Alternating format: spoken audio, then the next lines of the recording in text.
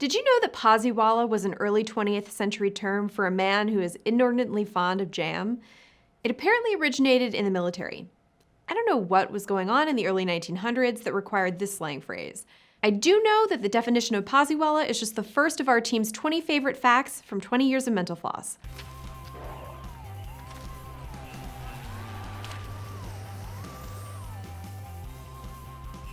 My personal entry to this list was disturbingly obvious to anyone who knows me.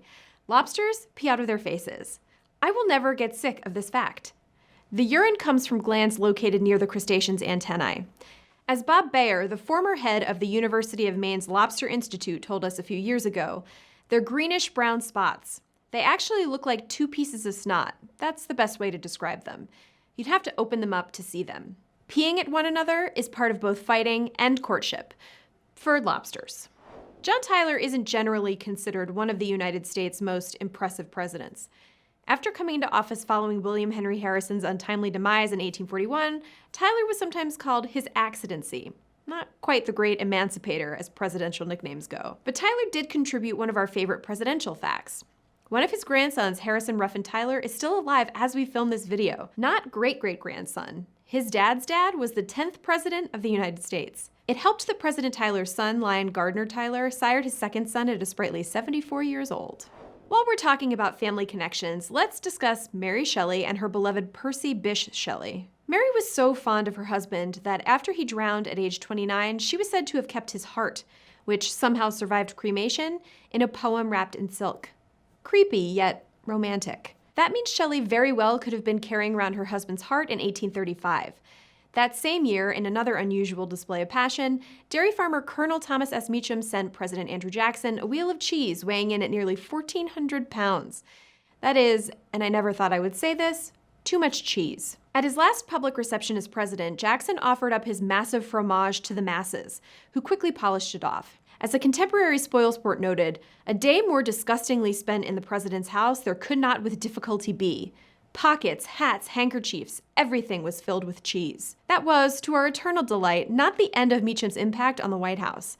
As then-Senator John Davis's wife Eliza wrote in an 1838 letter, Jackson's successor Martin Van Buren had a hard task to get rid of the smell of cheese, and in the room where it was cut, he had to air the carpet for many days. Let that be a lesson to all those planning on cutting the cheese in the hallowed halls of government. Another smelly fact.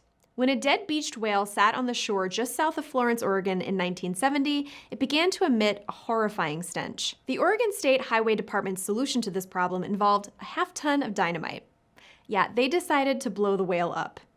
A crowd of onlookers gathered at the scene, but their hopes for a wholesome whale-exploding diversion were soon waylaid. When the blast went off, the smell of putrid whale engulfed the area, and a large chunk of flying whale carcass did some damage to an Oldsmobile parked nearby. Even with the collateral damage, a large portion of the whale remained, and eventually it had to be buried in the sand. It wasn't the finest moment for municipal problem-solving, but the area's residents evidently have a good sense of humor about the whale thing. In 2020, Florence unveiled a new public space, Exploding Whale Memorial Park. That's not the only time government employees had an unconventional idea to deal with an animal issue. In 1948, beavers near Idaho's Payette Lake were proving to be a nuisance for the new human residents. Officials at the Idaho Department of Fish and Game wanted to relocate the critters, but driving them through the undeveloped mountainous terrain would have been difficult. Past experience had taught authorities that beavers don't like traveling via truck or pack animal, especially when there aren't any roads to traverse.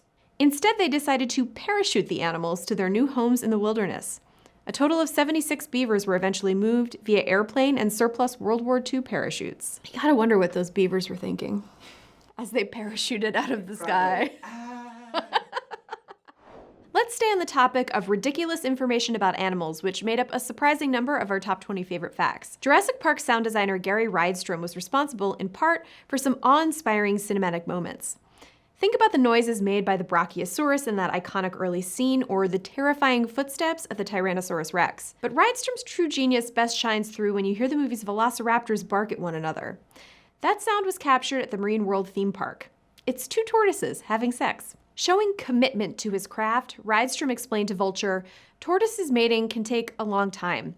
You've got to have plenty of time to sit around and watch and record them." We salute you, Gary Rydstrom. Thomas Edison had some nerdy nicknames for his eldest children, Marion and Thomas Jr. The elder Edison had worked in the telegraph industry early in his career, and it seems he had some fond memories of that time. He called his oldest kids Dot and Dash, like the Morse code signals. That is pretty delightful. Wombats poop cubes. I don't really feel like that fact needs any further analysis to merit its place on this list, but I will tell you that a group of researchers may have determined the cause of this unique fecal shape. Wombat intestines are stretchy, but not uniformly so. The stiffer parts of the organs may help form the unusual sides of the fecal matter, and there may actually be an evolutionary benefit to this squarish stool. Science News suggests that the shape lends itself to stacking and doesn't easily roll off rocks like other feces would. This helps when wombats mark their territory, and the smell may even act as a nighttime navigational aid for the adorable marsupials. If you enjoy pumpkin pie with your Thanksgiving meal, you may want to save a word of gratitude for mastodon poop. Tens of thousands of years ago, North American megafauna had an affinity for wild gourds, the ancestors of squashes and pumpkin. This made the giant creatures somewhat unusual amongst animals, as the plants had a bitter-tasting toxin in their flesh that kept many would-be gourd gourmands away. By dispersing the gourd seeds through their feces, creatures like mastodons helped widely propagate the crops until humans decided to domesticate them. The squashes, that is. Here's a far more horrifying food fact. Italian Filippo Tommaso Marinetti once called for the abolition of pasta. Marinetti was a leading figure in the Futurist movement, which was a far-ranging school of thought that began in the art world and spread to other parts of society.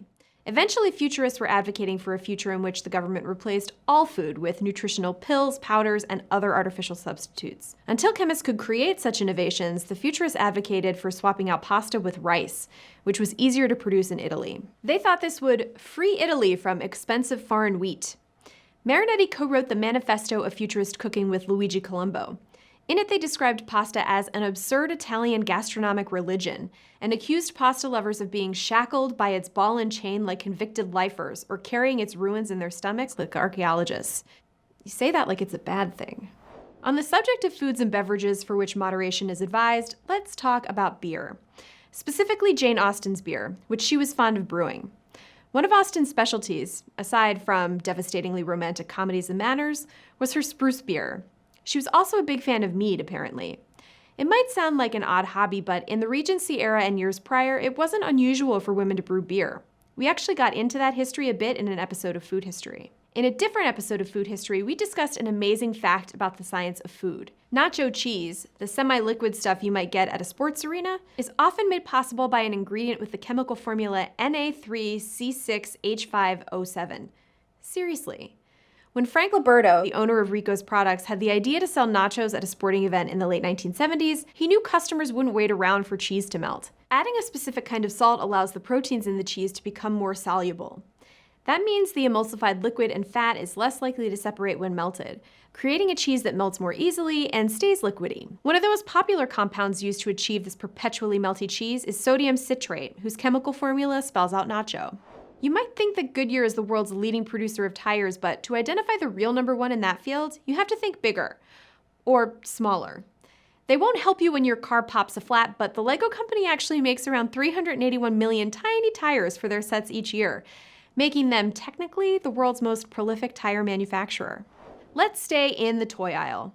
Christopher Clayton Hutton was an intelligence officer during World War II who helped supply Allied soldiers with tools to escape German POW camps. Hutton's clever methods included hiding piano wire in a pair of trousers and a flashlight in a bicycle pump. While German authorities were able to stymie many of Hutton's methods, one particular strategy evaded Axis interference. With the help of a Leeds-based manufacturing company, Hutton hid escape kits for POWs in ordinary-looking board games like Monopoly. Games like Monopoly were often allowed in prison camps, as Germans believed it was a diversion for soldiers who might otherwise use their free time to plot escapes. Unbeknownst to them, some prisoners were actually receiving contraband within the game sets, like silk maps, which could help them navigate to safety once outside the prisons and were quieter than paper maps. Along with the maps, the Monopoly boards could contain a small compass, a saw, and a file. Real money could even be concealed within the play money of the game. It's a fascinating story laid out in greater detail in Hutton's biography, Official Secret. In total, according to historian Philip Orbanes, over 700 airmen used kits like the ones prepared by Hutton to escape. The TSA allows people to fly with live fish, as long as they're contained in water and inside a transparent container. And yes, it seems the water can exceed the usual 3.4-ounce limit. If we set our sights even higher than those flying fish, we can recall the first moon landing. But if you want photographic evidence of Neil Armstrong's time on the lunar surface, you have a surprising dearth of options.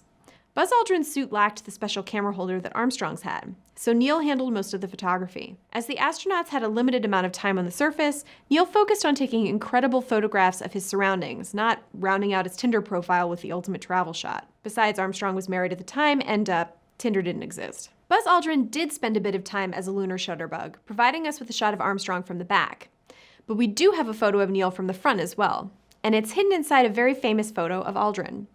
If you look closely at Buzz's visor in this shot, you'll see that it contains the reflection of Neil Armstrong. The first moon mirror selfie, an incredible achievement of human ingenuity, courage, and collaboration. And then there's the time Mr. Belvedere sat on his own genitals. Okay, it was actually actor Christopher Hewitt. Mr. Belvedere would never do such a thing. But that ridiculous story was confirmed by Belvedere producer Jeff Stein.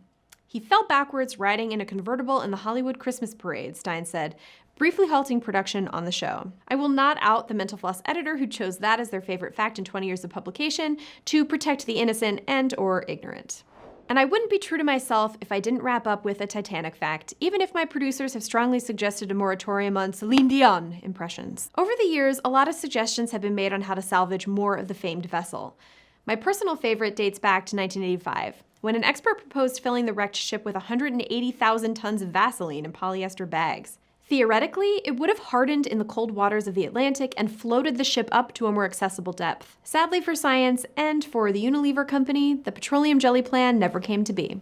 I want to send you all at home 20 years worth of gratitude from us at Mental Floss. I've been here for the last 9 years, and I can honestly say that running the website and making videos for this channel has been the most fun I've had in my professional life. Our audience is a bunch of curious weirdos, just like us, and we love you for it. And if this is the first Mental Floss video you're watching, please subscribe and start catching up with the hundreds of videos on our channel. I'm pretty sure if you watch the entire catalog, you'll have learned the entire sum of human knowledge, or at least a healthy slice of human knowledge about animal poop. We'll see you next time.